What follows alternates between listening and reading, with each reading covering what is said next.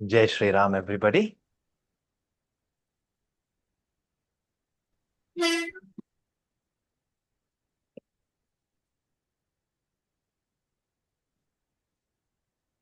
Am I audible? Yes. You can just give me a thumbs up if I'm audible and visible well. Okay, very nice. Let us all switch on our cameras uh, and enjoy the wonderful, wonderful Ram Katha. Hmm. How are you all feeling today? Good? Huh? So, what happens whenever we start something good? We always have two options. Either we can be usual, routine like, or we can be special. And anything that is going to be special will require special efforts. We cannot expect different results if we keep on giving the same inputs, right?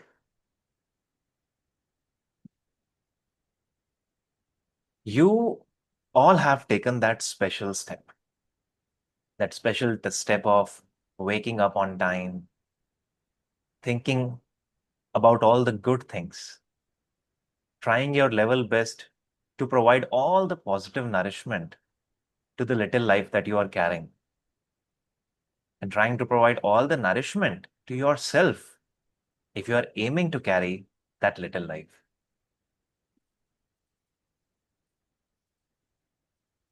And I think I revere you, I respect you all for that. Of so many people that are taking any new step in their life, very few know that special efforts, something new, something additional is required. It's part of life. That is the very change that we have to accept. And when success happens, it only happens because we were able to accept the change. Imagine a situation where your life is all goody goody. And it is so goody goody that your kids are also feeling everything goody goody. And then their kids are also feeling goody goody. After you, your upcoming generation will not even know what happiness is, what sukh is, if they do not get some portion of dukh.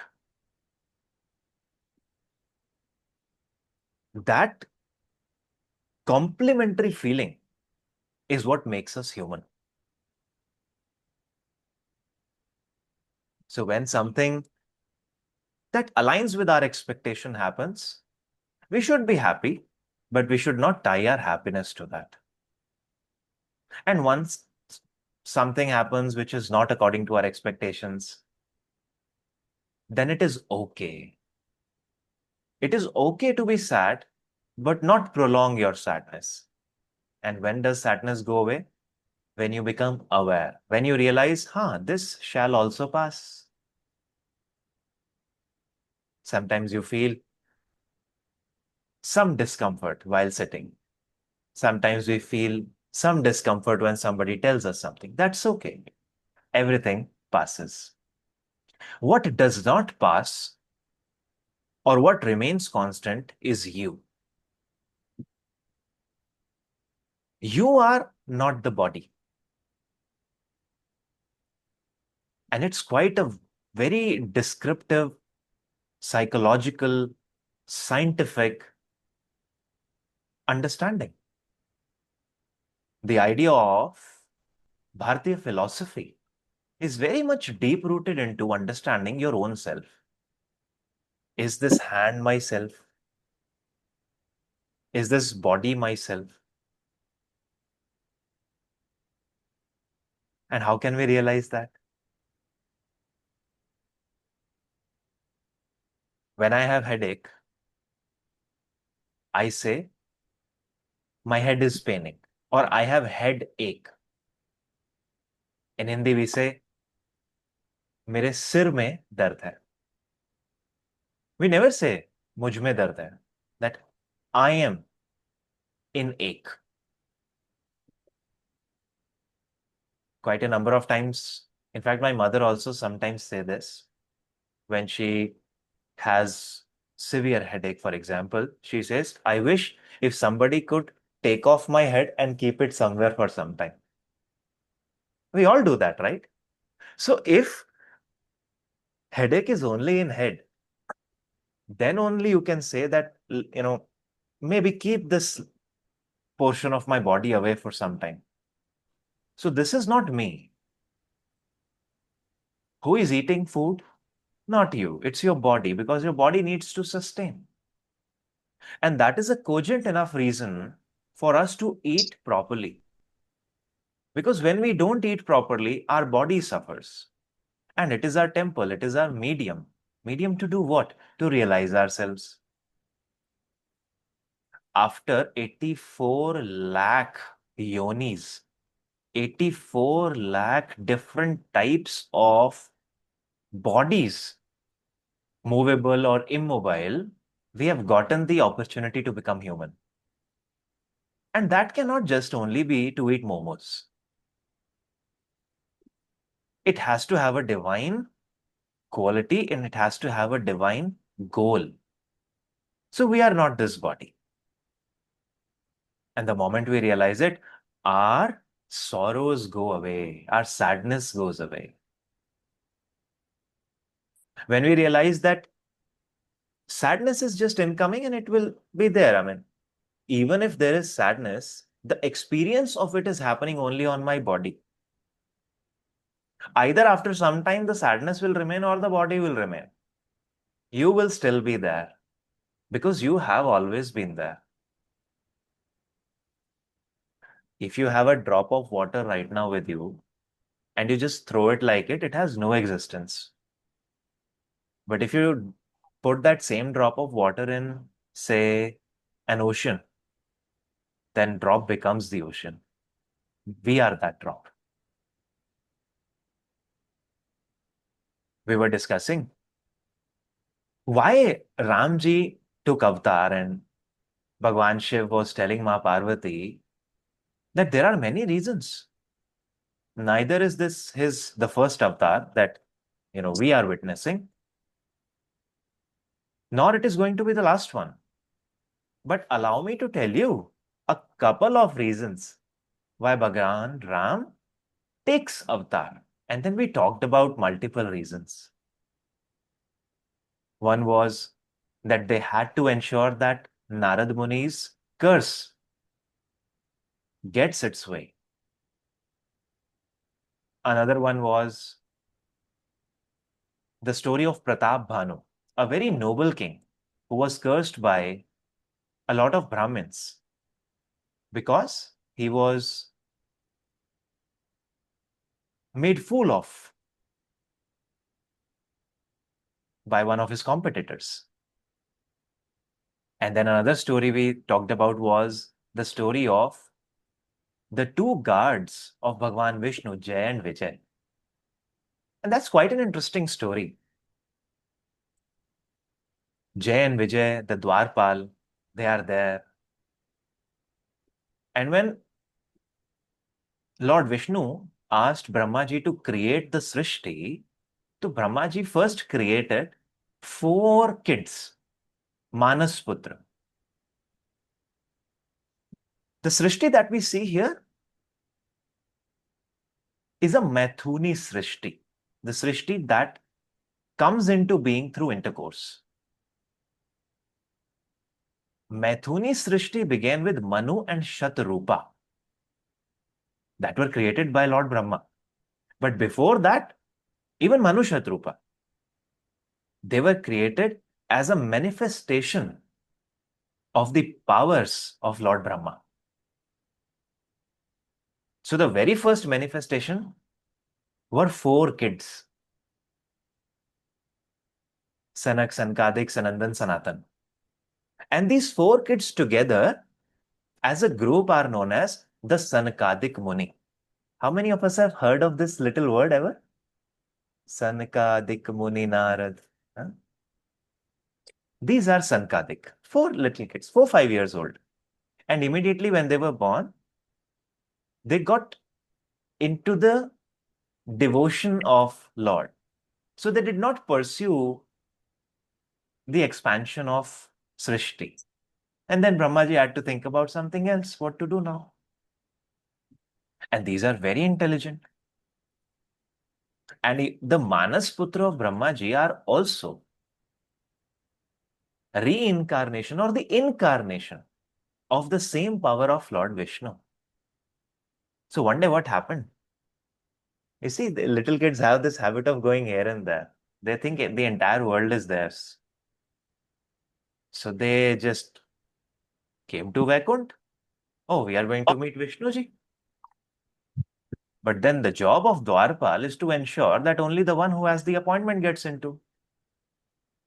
Imagine if the Prime Minister of the country keeps on meeting everybody at the immediate moment. When will he get his work done? So appointment is important. Sometimes you can surpass that, but that's okay. So Jay Vijay took a decision, no, we will not allow you. Sankadik Muni cursed that you will have to take the birth as Rakshas in 3 of your births and only then you will be liberated. Again by the same God that you are currently restricting me to meet. Jay and Vijay, in their very first Rakshas Yoni became Hiranyaksha and Hiranyakashipu. Hiranyakashipu was the father of Prahlad. In the second birth, they both became Ravan and Kumbhakarna. And in the third birth, they became Shishupal and Dantavakra. In the first birth, they were liberated by Bhagwan Narsingh. In the second birth, they were liberated by Bhagwan Ram. And in the third birth, they were liberated by Bhagwan Krishna. Remember the Shishupal story? When Bhagwan Krishna said that I am going to pardon 100 of your sins, sins that should make you condemned to death. But the moment you cross that limit, I will have to kill you. And then there was another one, which was Dantavakra. So Raman was born. And Raman was quite intelligent. He was not a simple or a very ordinary person. I would not call it a human being because there is a difference between being a human and being a Rakshas. What a power he had. Everywhere, if somebody has to go, be it Shivlok, be it Vaikuntlok, they have to take the permission. But he was the one who basically thought of it as his right to anyway go to Kailash Parvat and ask the guards over there to give him the permission to meet Bhagwan Shiv. Devtas were afraid of him. Just when he would look slightly distorted, Devtas would fear for their lives. Just like that. It is said when Ravan used to change his Bhrakuti, eyebrow, Devtas would fear, oh my God, what is he going to do now? Absolute intelligence reincarnated, knower of the Vedas, the entire knowledge. What majestic wealth he had. That is Ravan.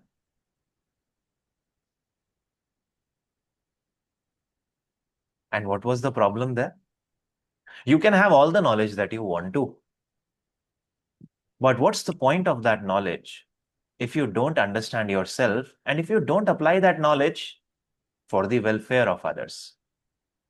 Self-centeredness, egoism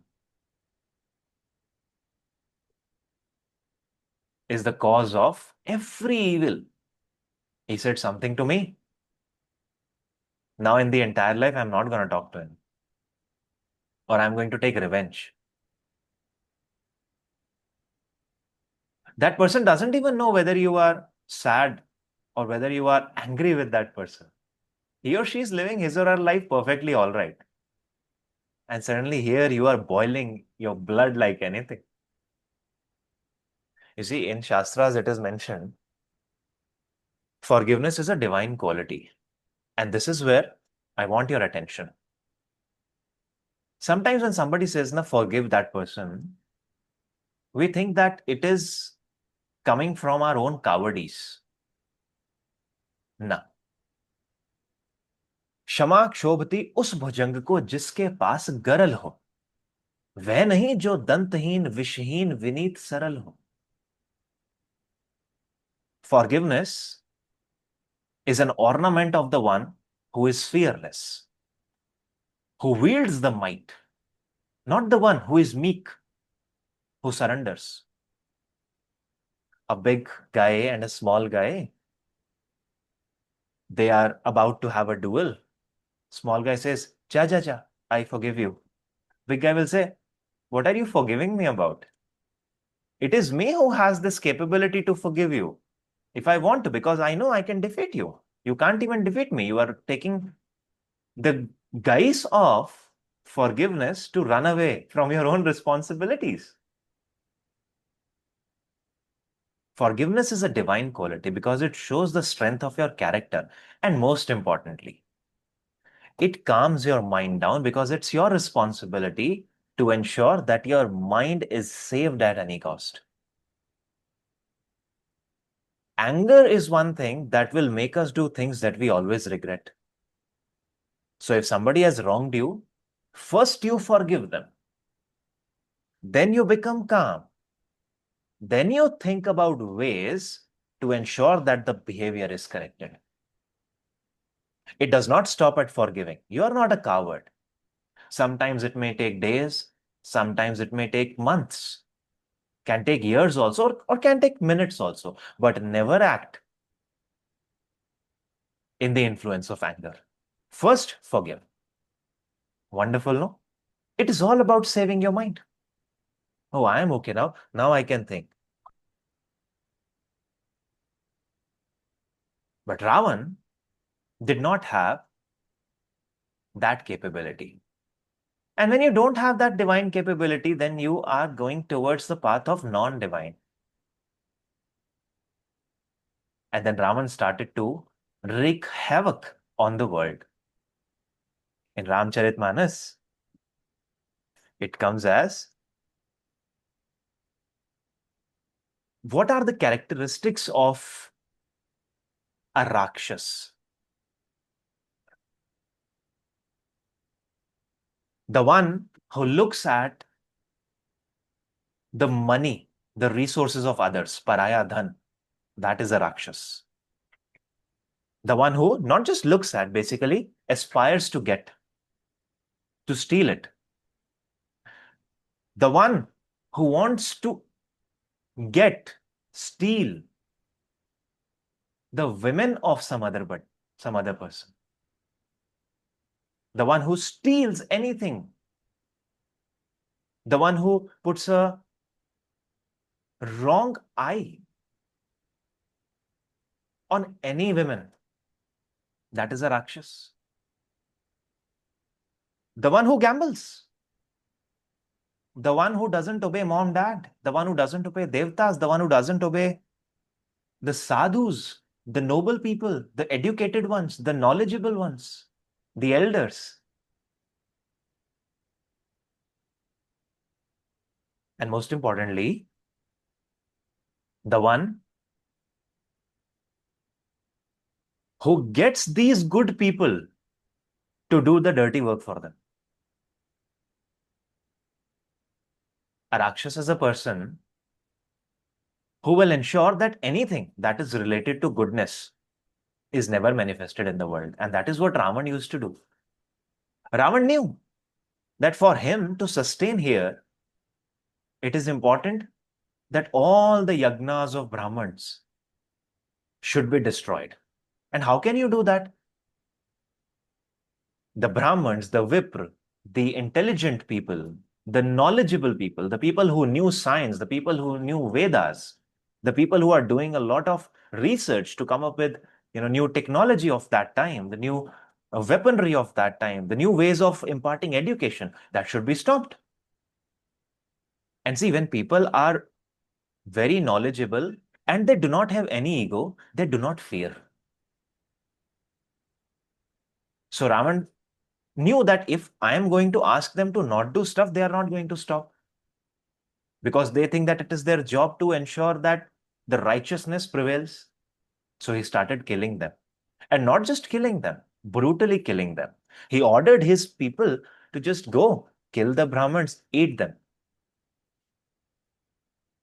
and not just eat them, destroy their yagnas with blood, destroy their yagnas with their own bones. This was the level of atrocity that Ravan leashed onto the world. And when things become very sad, Dharti cries, and she takes the role of or roop of a cow.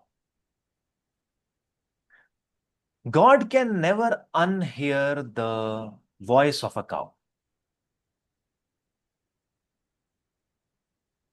So Dharti took the roop of a cow, went to Vaikunt Lok,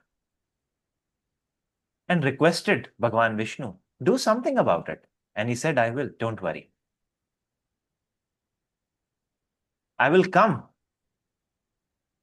as the son of Dashrath and Ayodhya, Dashrath and Kaushalya in Ayodhya, and I will ensure that all the demonic activity and ability is wiped off from earth. Don't worry, you be relaxed.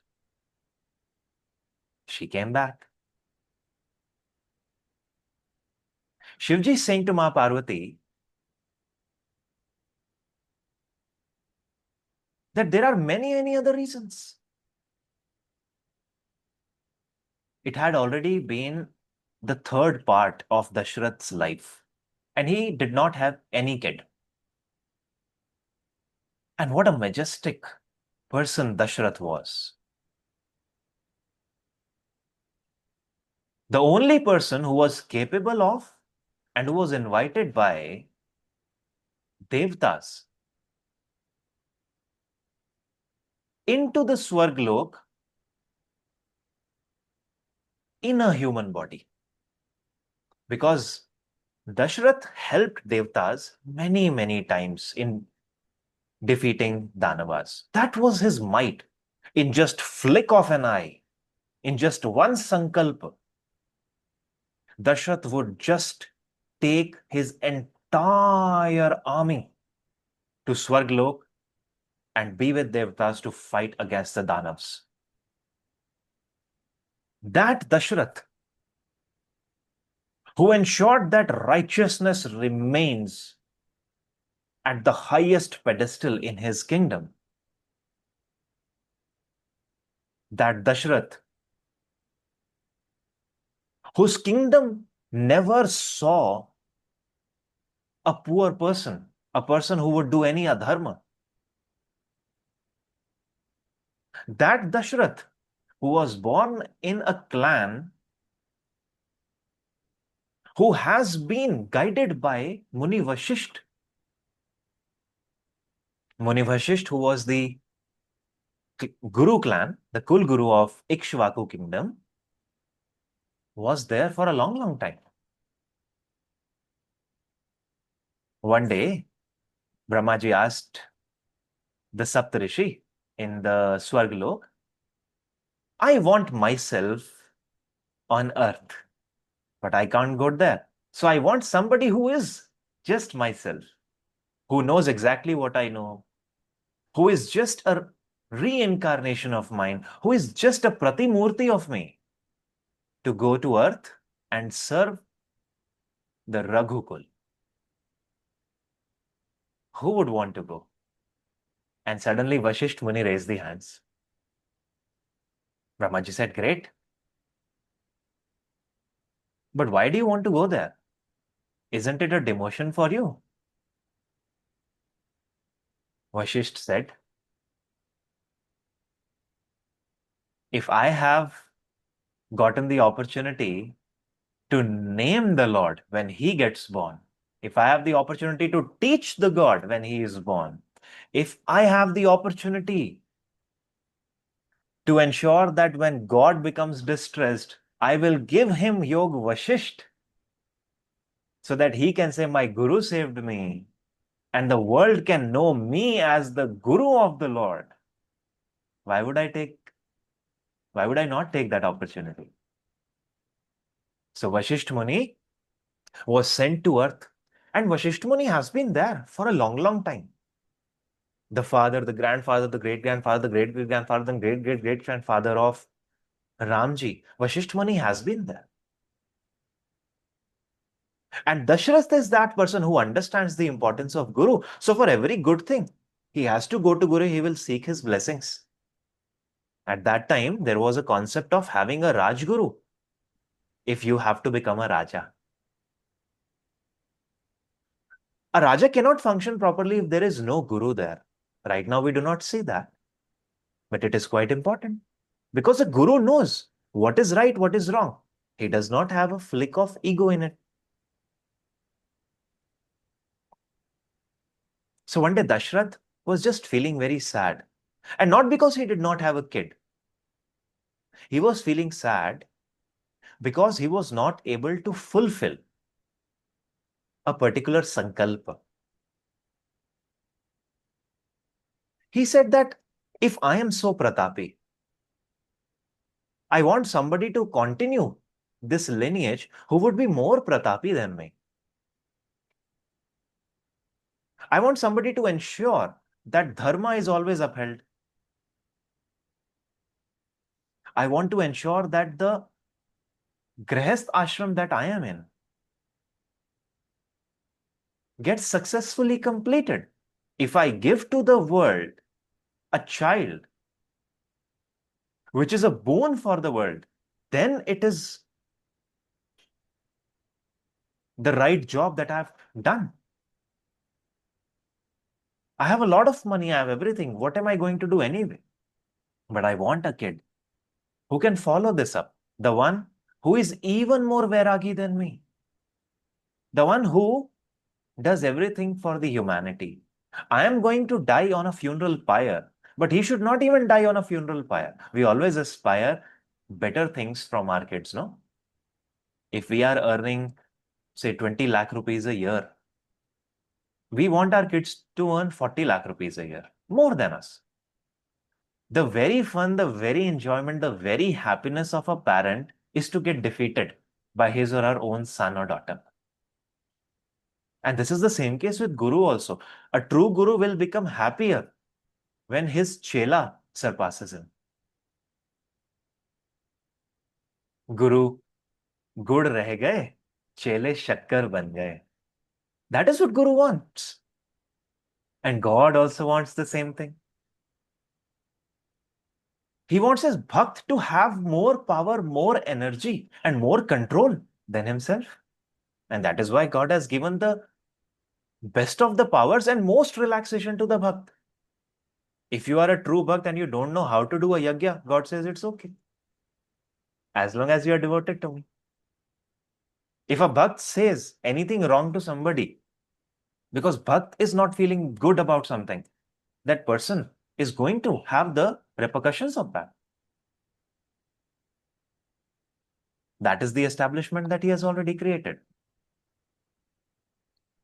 And Dashrath was thinking, I want a kid like that. I'm so sad that I'm not able to complete my sankalpa. And when you are so distressed, you go to the Guru. Dashrath realized that this is a person who has ensured that our lineage remains. This is a person who has ensured that we become most righteous. I'm going to go to him.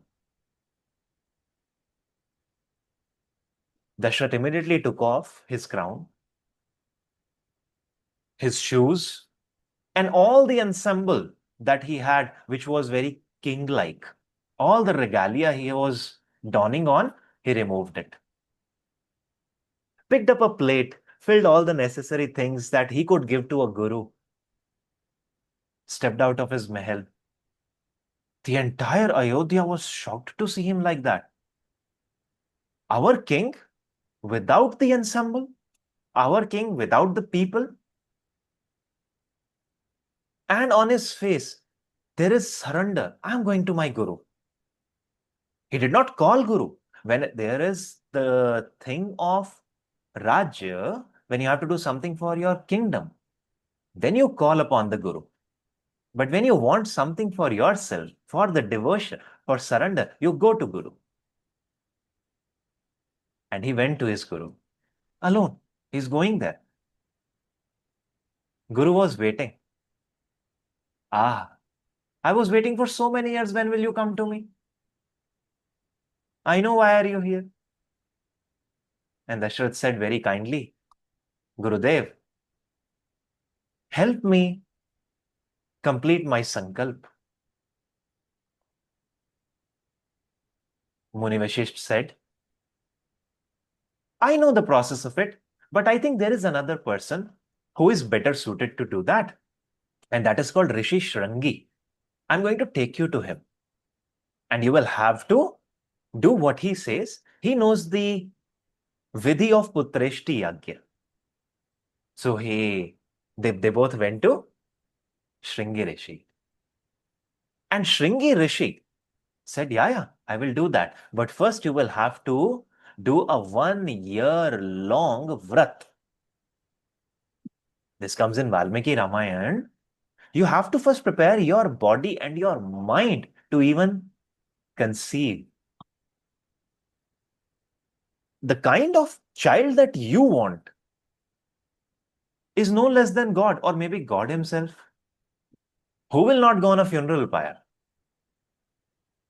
Who will espouse dharma? Who will be the Almighty, more powerful than Dashrath himself?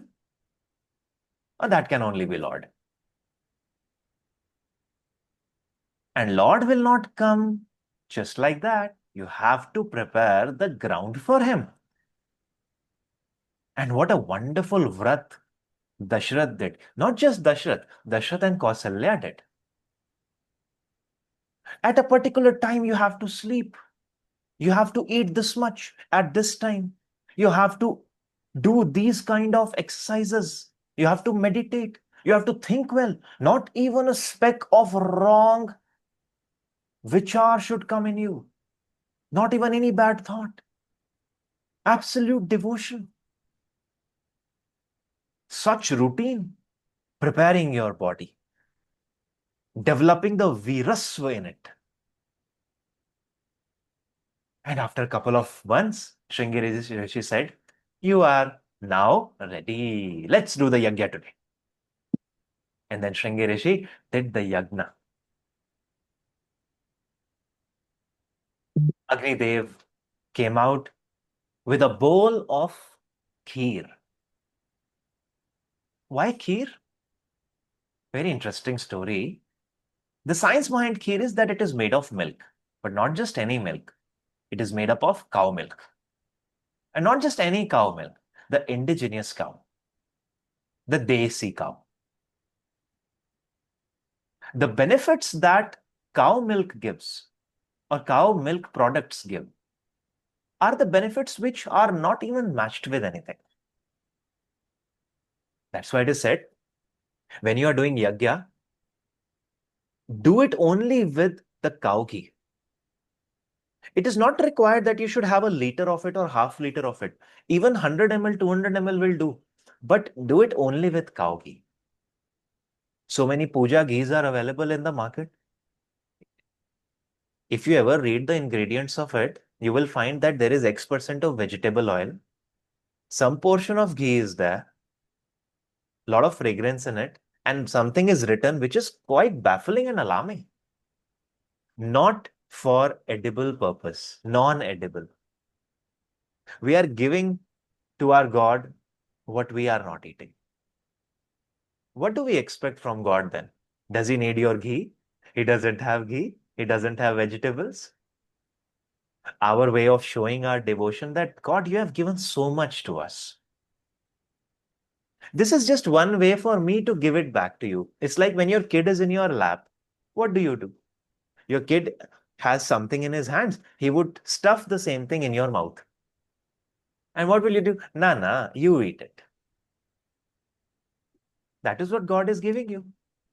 So it's not like the one who is not offering anything to God, God will not give him. God will.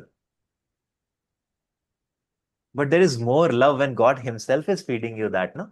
If you have three kids and one kid just tries to stuff something in your mouth, immediately you will stuff the same thing in his mouth. If the other kids are just eating, you would not have any animosity towards them. They are eating anyway. And then your kid does not think, oh, I am going to feed something wrong to my father or mother. Because the same thing eventually has to come in him. Quantity does not matter. The quality of material and quality of your feelings matter. Do puja every day. If you can't afford it, even this much of a drop of ghee is enough. But use ghee. The ghee that you eat.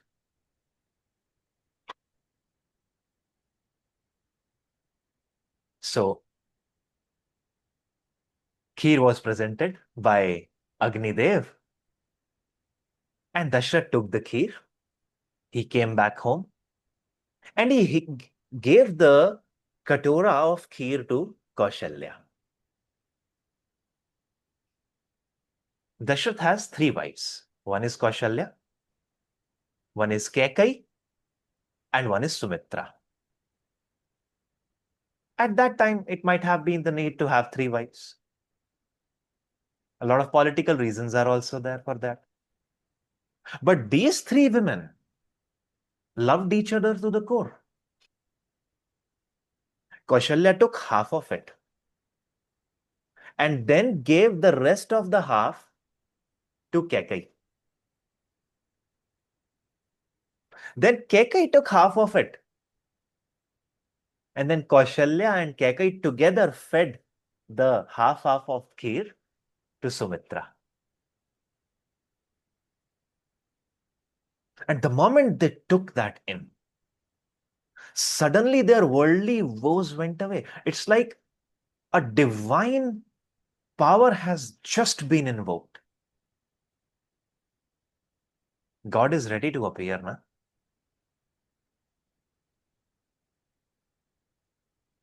Dashrath and Kaushalya were Manu and Shatrupa.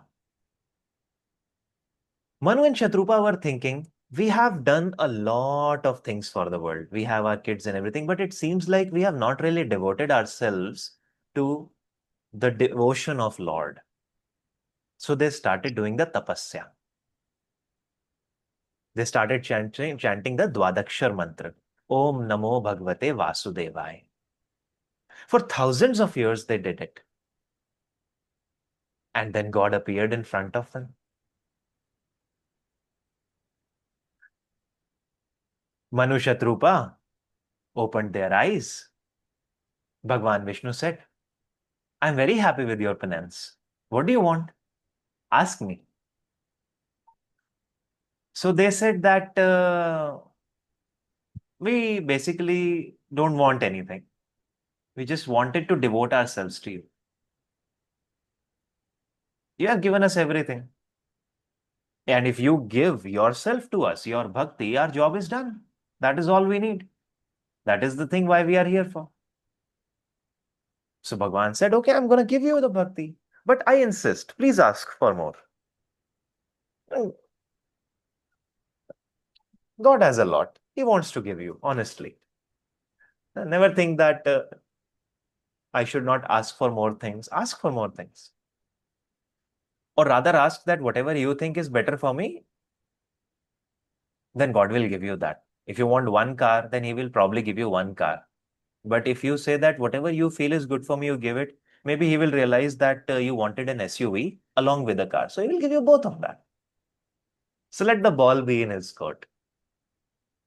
But then Bhagwan Vishnu is asking Manu and Shatrupa, ask me for more.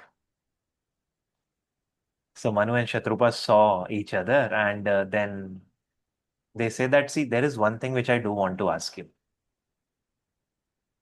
We want a child who is just like you. Just like you. I want to be the mother of a child who is just like you. Bhagwan Vishnu said, that's interesting.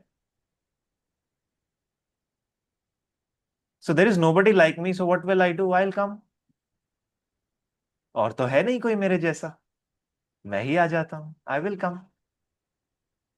So Bhagwan Vishnu said that when you will be born as Dashrath and Kaushalya in Ayodhya in Treta Yuga, I will be your child.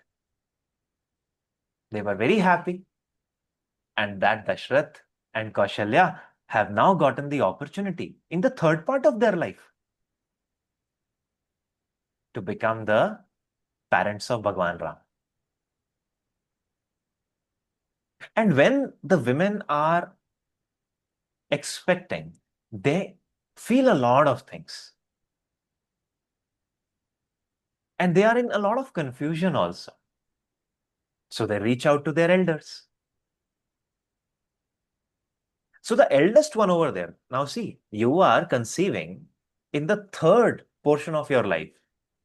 Of course, you do not have, say, a father and a mother or or a mother-in-law or a father-in-law as such. But who is the eldest there? The wife of Maharishi Vashishtha, Arundhati Ma. In the south, there is a tradition when somebody gets married, they are made to see a group of stars. And one such group is called Arundhati Vashishtha. If there are people from the southern part of India, they would know it and they can raise the hand. So I can also see that. Very nice, na? These are two people who can be the most important guiding light for any married couple. In fact, I generally say that there are two couples that can be the guiding light for any married couple. One, Arundhati and Vashisht. What a majestic chemistry they had. One doesn't say, the other already knows. Both are intelligent, both are devoted, both are full of immense power, both are serving Lord. And the other is Bhagwan Shiva and Ma Parvati. Same thing. At any point in time, if you feel a conundrum, if you feel that, oh, things are becoming a bit sour with my spouse, think about Arundhati Vashisht.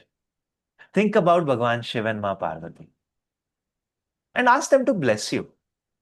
Suddenly you will see that wisdom will start appearing in your mind and you will find ways to reconcile.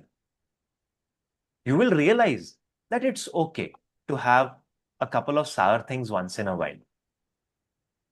Our body is made up of gunas. Sometimes we eat something, sometimes we hear something, we consume something, we say things which should not be said. But it is important that we reconcile. This is a very wonderful relationship. Husband and wife, what are they not? Two people who have never met each other ever in their life. And suddenly they come together. Think about creating the life of their own.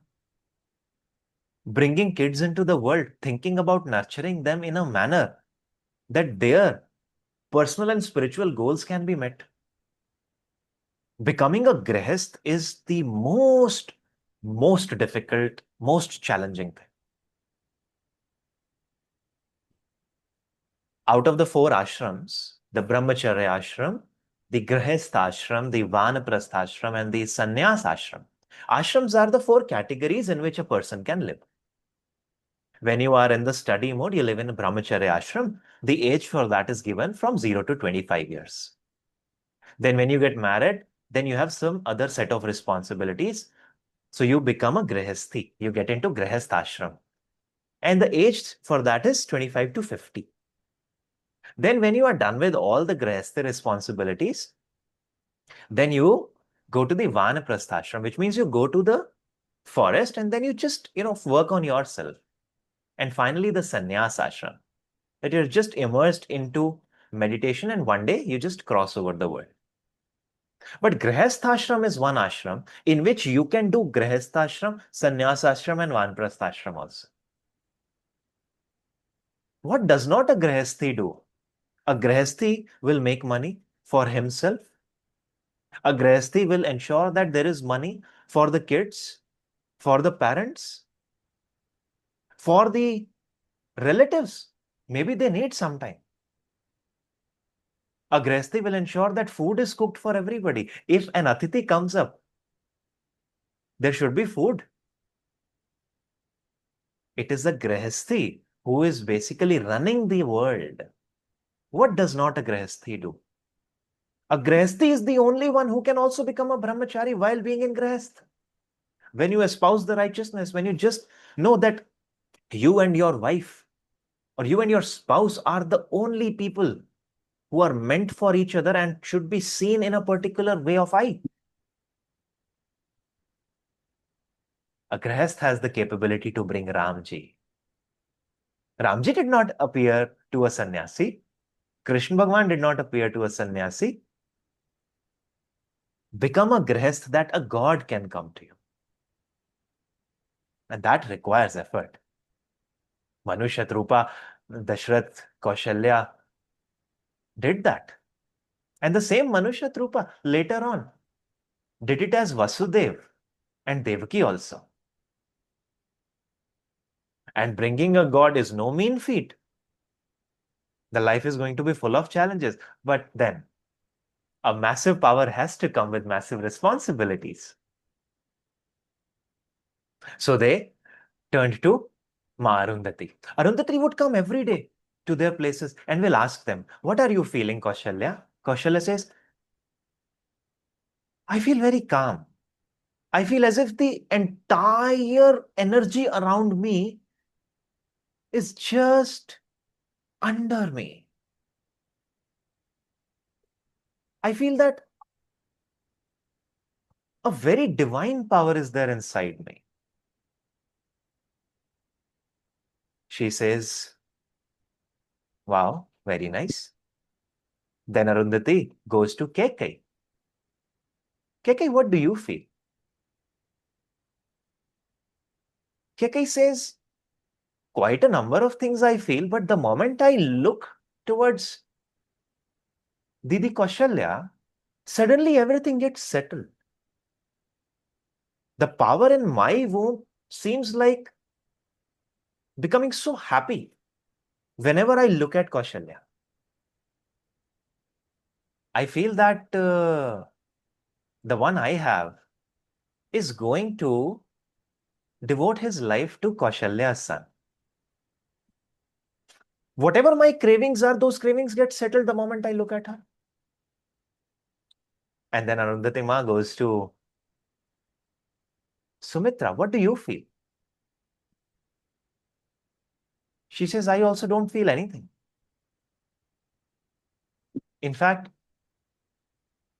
when I again see Kaushalya, I feel everything is settled. A sudden surge of devotion and surrender comes in within me. I think my kid also is going to espouse the qualities and would walk on the same steps as Kaushalya's." And finally, the wonderful day came. What a day was Ram Navami, the 9th day of Chaitra Shukla Pratipada. Chaitra Shukla, Chaitra Mas, Shukla Paksh, 9th day.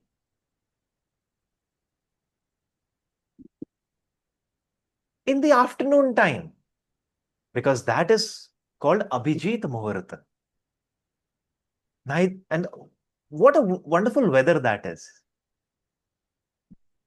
Not too much of heat, not too much of cold, everything is fine.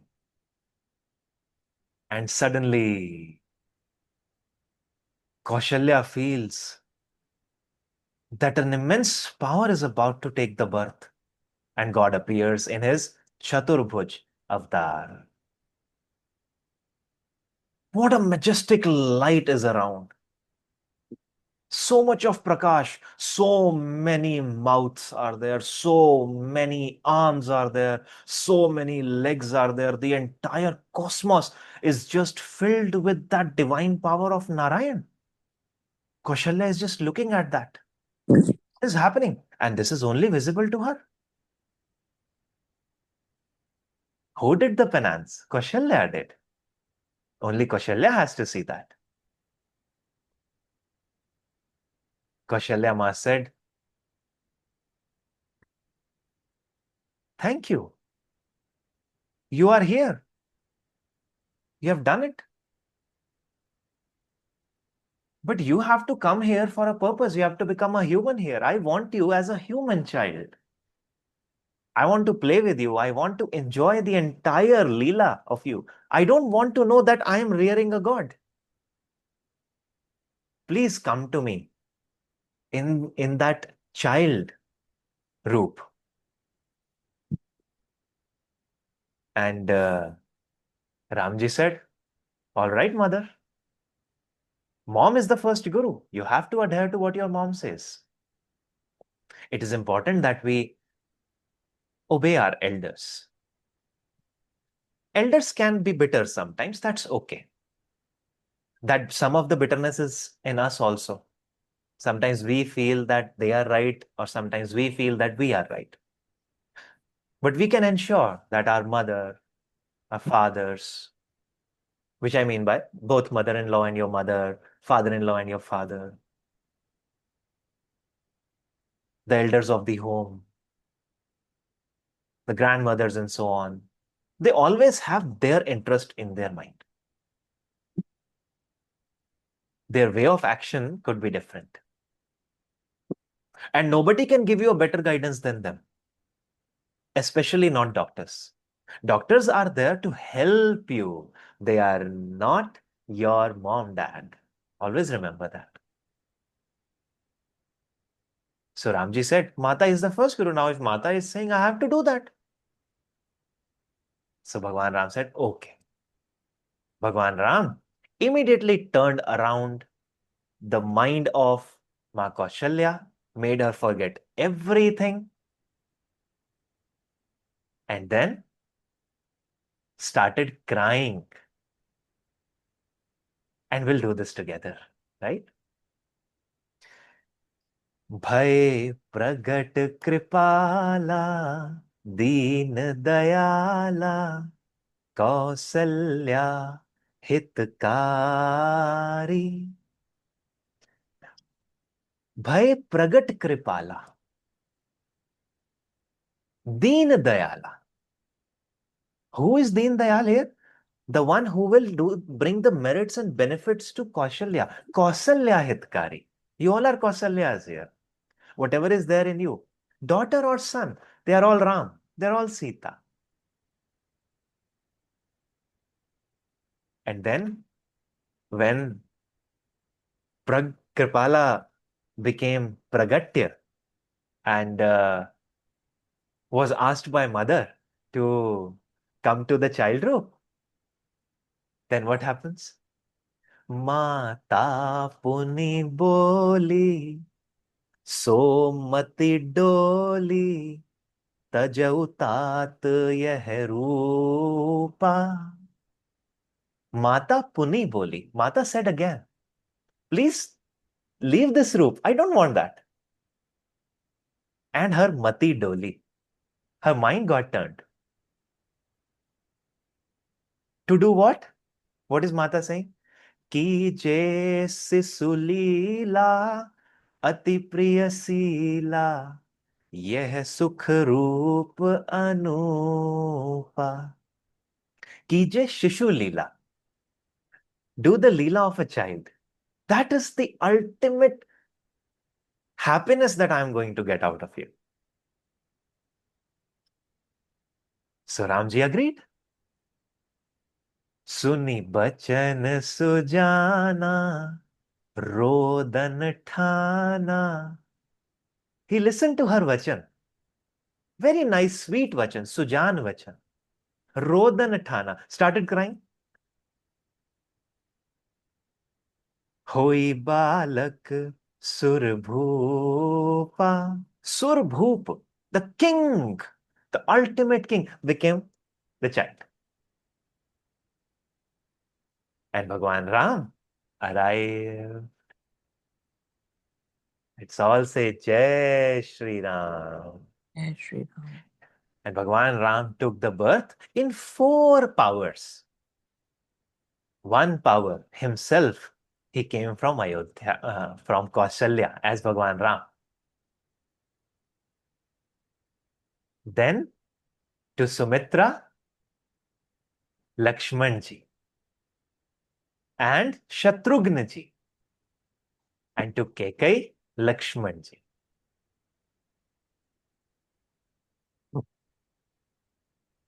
Ram आएंगे तो अंगना सजाऊंगी. Congratulations on the birth of Lord Ram. After some time, they will go for their education, about which we will talk tomorrow in our day 4 class. Till then, whatever prasad you have kept with yourself, water, fruit, misri, food, raw stuff, anything, enjoy it, give it to everybody. Suddenly, the immense power of Bhagwan Ram has taken to your womb as well. Be happy about it. Love it. And God bless you all. Jai Shri Ram. Jai Shri Ram.